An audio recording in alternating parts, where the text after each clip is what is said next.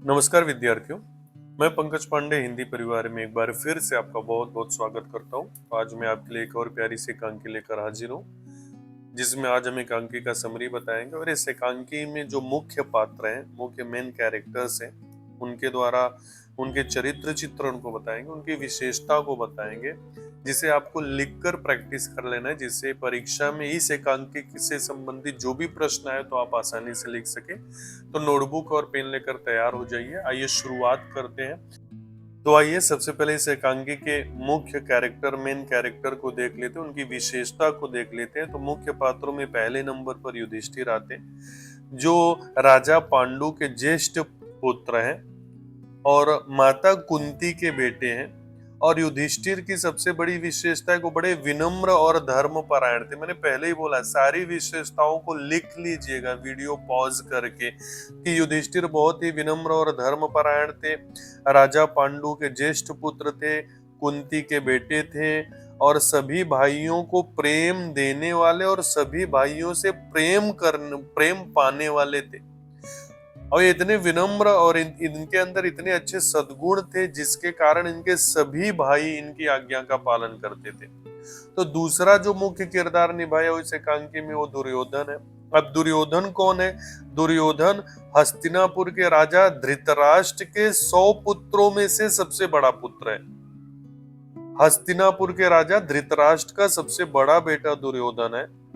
और इस एकांकी में जो खलनायक की भूमिका निभाया है वो दुर्योधन है, और जो नायक की भूमिका निभाए हैं वो पांडव हैं। और तीसरे नंबर पर आता है धृतराष्ट्र। इस कैरेक्टर में धृतराष्ट्र की बात करें तो ये महाभारत काल के हस्तिनापुर के राजा थे और ये जन्म से अंधे थे। दुर्योधन इनका सबसे बड़ा बेटा था और ये अपने सबसे बड़े बेटे दुर्योधन से ज्यादा प्रेम करते थे। अच्छा, पुत्र स्नेह के कारण ना वे दुर्योधन की कूटनीति, षड्यंत्र और अन्याय आदि दुर्गुणों में ना अपने बेटे का सहयोग करते थे, जिनके कारण ये न्यायी राजा की श्रेणी में नहीं रखे जाते थे। धृतराष्ट्र को पुत्र मोह था, पुत्र से प्रेम था, इसलिए अच्छे राजा की श्रेणी में नहीं गिने जाते। बेटे के पुत्र मोह के लालच में आकर इन्होंने बहुत सारे गलत काम किए। और उसके बाद जो इस एकांकी में मुख्य किरदार निभाया है वो है संजय। अब संजय कौन है? संजय महाभारत काल के हस्तिनापुर के जन्मांध राजा जो थे धृतराष्ट्र, वो धृतराष्ट्र का मंत्री था। संजय कौन थे? धृतराष्ट्र के मंत्री थे और वे महाभारत के युद्ध का विवरण आंखों देखा हाल दिव्य दृष्टि से देखकर धृतराष्ट्र को सुनाते थे। अब महर्षि व्यास के समक्ष धृतराष्ट्र ने युद्ध का समाचार जब जानने की जिज्ञासा व्यक्त की थी, महर्षि व्यास से बोला कि मुझे भी, मैं अंधा हूं तो मैं युद्ध का आंखों देखा हाल नहीं जान सकता, तो मेरी भी इच्छा है, मैं भी चाहता हूं कि मैं महाभारत का आंखों देखा हाल जानूं। तो महर्षि व्यास ने संजय को दिव्य दृष्टि प्रदान की थी कि जिससे वो महल में बैठे ही युद्ध का आंखों देखा हाल सुन सके। तो संजय कौन था? धृतराष्ट्र को युद्ध का आंखों देखा हाल सुनाने वाला, धृतराष्ट्र के मंत्री। और संजय धृतराष्ट्र के शुभ चिंतकों में भी गिने जाते हैं। और उसके बाद जो मेन किरदार निभाया भीम है। भीम कौन है? ये भी राजा पांडु के पुत्र और युधिष्ठिर के छोटे भाई थे और बहुत ही पराक्रमी और वीर योद्धा थे। अच्छा, सिर्फ इतने कैरेक्टर का नाम मैंने क्यों लिया? क्योंकि यही मेन कैरेक्टर में युधिष्ठिर, दुर्योधन, धृतराष्ट्र, संजय, भीम इस महाभारत की एक सांझ में मुख्य किरदार इन्होंने निभाया। तो हमें इनके विशेषताओं को लिखकर प्रैक्टिस कर लेना। जो मैंने बताया उसे लिखकर प्रैक्टिस कर लेंगे, जिससे कि इनसे संबंधित कोई भी प्रश्न पूछा जाए तो आप गलती ना करो। और अगर अभी तक आपको वीडियो पसंद आया है तो इतना ही मेरी मदद कीजिए कि दूसरे विद्यार्थियों को भी जरूर शेयर कीजिए, जिस भी ग्रुप में आप जुड़े हैं, जिनको आप जानते हैं, क्योंकि आपका सहयोग मेरी मेहनत को सफल बनाएगा। तो अगर अभी तक आपने वीडियो को लाइक नहीं किया तो लाइक करके दोस्तों में जरूर शेयर कर दें। तो आइए अब हम इस एकांकी का सारांश देखते हैं और एक बार ध्यान से इस सारांश को सुनिएगा तो पूरी एकांकी आपके समझ में आ जाएगी। तो शुरुआत करते हैं। सबसे पहले संजय का धृतराष्ट्र को युद्ध का आंखों देखा हाल सुनाना। एकांकी की शुरुआत यही होती है। अब महाभारत की एक सांझ भारत भूषण द्वारा रचित एकांकी श्रेष्ठ एकांकी। अब इस एकांकी में लेखक ने यह दर्शाया है कि इस महाभारत के युद्ध के लिए सिर्फ दुर्योधन ही जिम्मेदार नहीं था, सिर्फ दुर्योधन की ही गलती नहीं थी, बल्कि पांडवों की महत्वाकांक्षा, पांडवों की इच्छा, पांडवों की चाहत भी समान रूप से उत्तरदायी थी। तो शुरुआत करते हैं। कुरुक्षेत्र के निकट द्वैतवन के जलाशय का किनारा है, शाम का समय है। धृतराष्ट्र अपने मंत्री संजय से महाभारत के युद्ध का आंखों देखा हाल सुन रहे हैं। वे कहते हैं कि पता नहीं किसके पापों के कारण आज मुझे इतना दुख उठाना पड़ रहा है, इतना दुख का सामना करना पड़ रहा है। संजय उन्हें समझाते हैं कि जो हो गया महाराज उसके लिए चिंता नहीं करनी चाहिए, ये विधि का विधान है। धृतराष्ट्र यह जानते हैं कि आत्मरक्षा का उपाय न देखकर दुर्योधन सरोवर में छिप गया है। धृतराष्ट्र को पता है कि अभी दुर्योधन के सामने बचने का उपाय नहीं है, तो आप अपनी आत्मरक्षा का उपाय न देखकर वो जाकर सरोवर में छुप गया है। तो दुर्योधन का जब जलाशय में छिपता है तो एक शिकारी द्वारा उसकी सूचना भीम को और युधिष्ठिर को दे दी जाती है। शिकारी बता देता है कि मैंने दुर्योधन को वो सरोवर में छिपते हुए देखा है।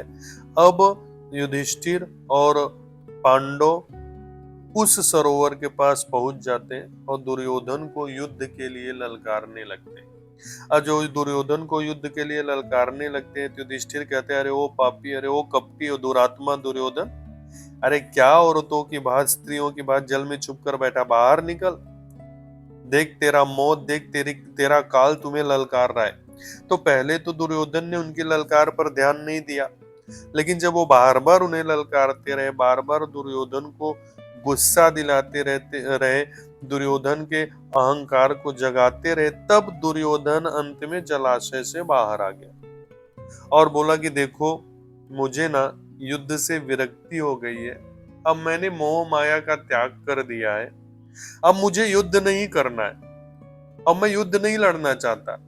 ध्यान से समझना प्रिय विद्यार्थियों, पहले दुर्योधन के कारण ही पूरा युद्ध हुआ है, अब आज वो अकेला बचा है, अपनी जान बचाने के लिए क्या बोल रहा है, मुझे विरक्ति हो गई, मोह माया का त्याग कर दिया, मुझे युद्ध नहीं लड़ना है, मुझे राज्य नहीं चाहिए। आपको राज्य चाहिए, जाओ राज्य करो।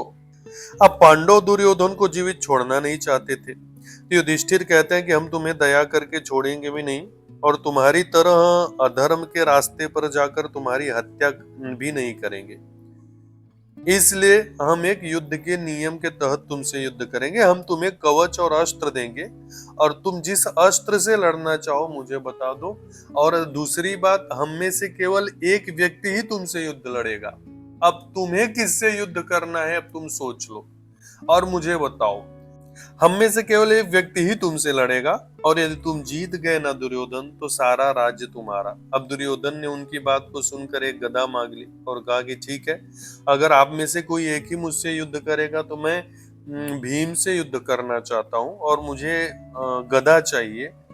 तो भीम और दुर्योधन के बीच भयंकर गदा युद्ध होने लगा। ऐसा लगता था कि इस युद्ध में ना दुर्योधन की ही जीत होगी। जिस तरीके से वो युद्ध कर रहा था, जिस तरीके से उन दोनों के बीच में जंग छिड़ी थी, तभी श्री कृष्ण वहां आ गए, जबकि पूरे महाभारत में मुख्य किरदार श्री कृष्ण ने ही निभाया है। वो आगे उन्होंने भीम को दुर्योधन की जंघा पर प्रहार करने का संकेत किया। उन्होंने भीम को इशारा किया कि आपको दुर्योधन को हराना है तो आप दुर्योधन के जंघे पर वार करो, जबकि गदा युद्ध का नियम क्या है कि आप कमर के नीचे वार नहीं कर सकते, लेकिन यहाँ भी नियम को तोड़ा गया। अब उन्होंने बोला कि आप उनके जंघा पर प्रहार करो, तो दुर्योधन की जब जंघा पर प्रहार करने का संकेत किया तो भीम ने दुर्योधन की जंघा पर गदा से प्रहार किया। अब दुर्योधन की जंघा पर जब गदा से प्रहार किया तो भीम जीत गए और दुर्योधन आहत होकर वहीं गिर पड़ा, फिर नहीं उठा। अब पांडव जीत की खुशी मनाते हुए शिविर में लौट गए। अब जब पांडव जीत की खुशी मनाते हुए शिविर में लौट गए तो युधिष्ठिर, जो पांडवों में सबसे ज्येष्ठ थे और धर्म के रास्ते पर चल रहे थे, तो उनको लगा कि नहीं, अभी दुर्योधन का आखिरी समय चल रहा है, तो मुझे दुर्योधन को सांत्वना देने के लिए जाना चाहिए, मुझे दुर्योधन से सहानुभूति प्रकट करने के लिए जाना चाहिए। अगर उसे अपनी गलती का एहसास हो रहा है, पश्चाताप हो रहा है, तो मुझे उसे सांत्वना देनी चाहिए। अब संध्या के समय युधिष्ठिर अकेले ही दुर्योधन के पास आए और वे दुर्योधन से बातें करते हैं और दुर्योधन को युद्ध के लिए जिम्मेदार बताते हैं। अब यही जो दुर्योधन और युधिष्ठिर में बात होती है, तो युधिष्ठिर अपने को सही बताते हैं और दुर्योधन अपने को सही बताता है। इसीलिए लेखक ने बताया है कि इस पूरे युद्ध में, महाभारत के युद्ध में, जितना योगदान दुर्योधन का था उतना ही पांडवों का था। अगर दुर्योधन ने युद्ध के नियम को फॉलो नहीं किया है तो पांडवों ने भी युद्ध के नियम को फॉलो नहीं किया है। अब वे दुर्योधन से बातें करते और दुर्योधन को युद्ध के लिए जब जिम्मेदार बताते हैं, तो युधिष्ठिर ने कहा कि मैं तो तुम्हें शांति देने आया था। जब दुर्योधन उनको ही गलत ठहराने लगा और दुर्योधन अपनी गलती को मानने के लिए तैयार नहीं हुआ कि आप मुझे बोल रहे हो मैंने गलत किया, आपने कौन सा सही किया, आपने तो भी अपने परदादा को, अपने अपने गुरु को भी नहीं छोड़ा, आपने कौन सा नियम का पालन किया, आपने भी तो सबको छल से मारा, आपने तो भी सबको धोखे से मारा, आपने कहाँ युद्ध नीति को फॉलो किया है। तो मैं ही गलत नहीं हूँ, आपने सबसे बड़ी गलती की है। भाई मैं तो तुम्हें सांत्वना देने आया था, मैं तो तुम्हें शांति प्रदान करने आया था, मैंने सोचा हो सकता है तुम्हें पश्चाताप हो रहा हो। तो दुर्योधन ने उत्तर दिया कि पश्चाताप मुझे नहीं, पश्चाताप तो आपको होना चाहिए। मैंने तो अपने मन के भावों को कभी भी गुप्त नहीं रखा, मेरे मन में जो था मैंने सबसे बोला। तुम्हारी तरह षड्यंत्र नहीं किया, तुम्हारी तरह मैंने साजिश नहीं की। जब युधिष्ठिर ने अभिमन्यु को अन्यायपूर्वक मारने की बात कही कि भाई आपने तो युधिष्ठिर को छल से मारा ना, तो दुर्योधन ने भी बोला क्या भीम ने मुझे ईमानदारी से मारा? क्या आपने जो भीष्म को मारा, आपने जो द्रोणाचार्य को मारा, आपने जो कर्ण को मारा, क्या वो न्यायोचित था? क्या आप मुझे बोल रहे हो कि मैंने अभिमन्यु को अन्यायपूर्वक मारा? तो आप लोगों ने कौन से न्याय से मारा है? आपने भी भीष्म पितामह को, आपने भी द्रोणाचार्य को, आपने भी कर्ण को तो नियम के खिलाफ जाकर मारा ना। आज जब इसी प्रकार फिर युधिष्ठिर ने द्रौपदी के अपमान का आरोप लगाया कि आपने भरी सभा में द्रौपदी का अपमान किया, तो दुर्योधन ने फिर कहा भाई हमने अपमान किया, आपको ये समझ में आ रहा है? उस समय वो हमारी भाभी, उस समय हमारे वो अपनी थी, वो तो दासी थी, आप तो हार चुके थे जुए में और आप बड़े ईमानदार हो, तो आपने ही तो अपनी धर्म पत्नी को जुए के दांव पर लगाया था। आपने कौन सा उसका सम्मान किया? आपने अपनी धर्म पत्नी को जुए में दांव पर लगा दिया तो आपने उनका सम्मान किया था, और हमने तो उनको दासी के रूप में लाया था। अब जुए में हार जाने के बाद वो भरी सभा में एक दासी के रूप में थी, रानी के रूप में नहीं थी। तो मैंने कोई गलत नहीं किया है, मैंने कोई गलत गलत काम नहीं किया युधिष्ठिर, सब गलत काम आपने किया है। और जब युधिष्ठिर और दुर्योधन की ये बात होती है, दुर्योधन युधिष्ठिर को दोषी ठहराता है कि मेरी वजह से युद्ध नहीं हुआ, सारी गलती आपकी है, आपने अपनी धर्म पत्नी को दांव पे लगाया, आपने द्रोणाचार्य को, आपने भीष्म को, आपने कर्ण को, आपने मुझे न्याय के विरोध में जाकर मेरा वध की करने की कोशिश की, अपनों को मारा, तो सारी गलती आपकी है, मेरी गलती नहीं है। तो जब दुर्योधन ने युधिष्ठिर को दोषी ठहराया, तो युधिष्ठिर का दुर्योधन को समझाना कि देखो भाई,